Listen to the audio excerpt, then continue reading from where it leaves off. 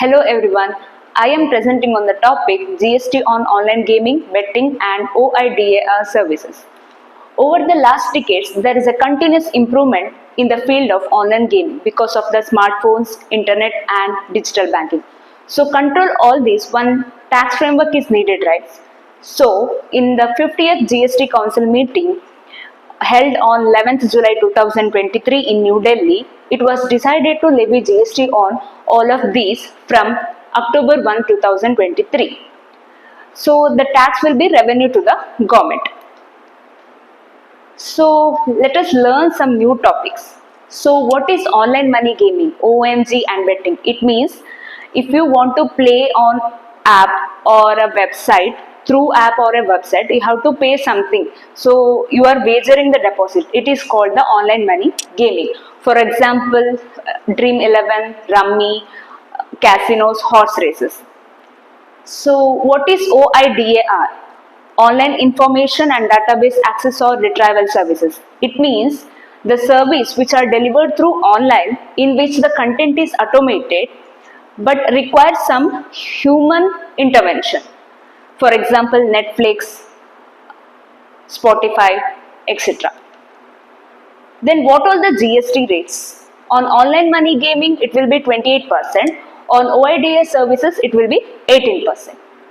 So what is taxed in online money gaming? So, for example, if you are paying 1000 rupees to an app to play, so in that 40%, that means 400 rupees will be considered as a platform fees that will go to the gaming company. The balance 60%, 600 rupees will go to the prize pool which will be rewarded to you if you win.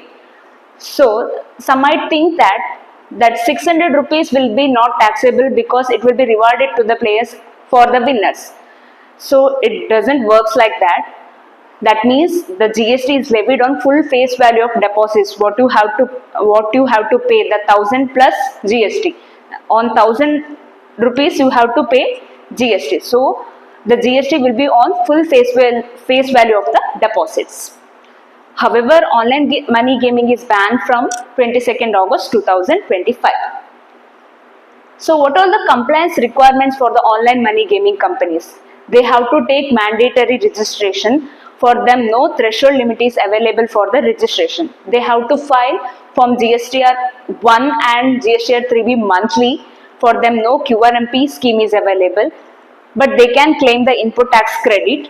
And the valuation rules, what I said before, the full face value on deposits, the GST will be on full face value of the deposits, and they have to maintain the detailed ledger which is player wise.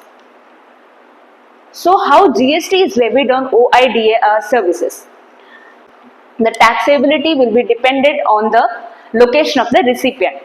In case 1, if the supplier and recipient both were in India and both were GST registered person, then the GST will be on forward charge mechanism. Second case, if the supplier is outside India and the recipient is inside India who is a GST registered person, then the GST will be on reverse charge mechanism. Third case, if the supplier is outside India and the recipient is inside India who is unregistered person, then the GST will be on forward charge. So in the fourth case, if the supplier is in India and the recipient is outside India, then it will be considered as a zero rated supply. So what are the compliance requirements for OIDAR services? The foreign companies who are supplying OIDAR services in India, they have to take mandatory GST registration. So for them, no threshold limit is available for the registration. They have to appoint a representative in India for looking into GST compliances and filing the returns. They have to file Form GSTR 5A on or before 20th of the following month. For them, no input tax credit is available. The OIDAR suppliers who are in India who is a GST registered persons, they will be treated as a regular taxpayer. They have to file Form GSTR 1 and GSTR 3B monthly. For them, no QRMP scheme is available. They can claim input tax credit. The non-compliance of all of these will attract a penalty of rupees 20,000 or the amount of tax evaded, whichever is higher. Then the interest late fees is like how regular taxpayer pays. So the last topic, TCS on GST on OIDR services.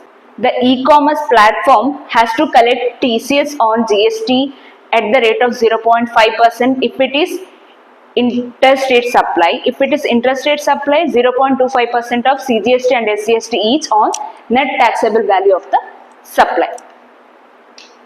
This tax structure will enhance the transparency and also increases the revenue to the government. But the increased financial pressure and operational pressure on both players and the gaming companies will reduce the innovation in the gaming industry. So thank you.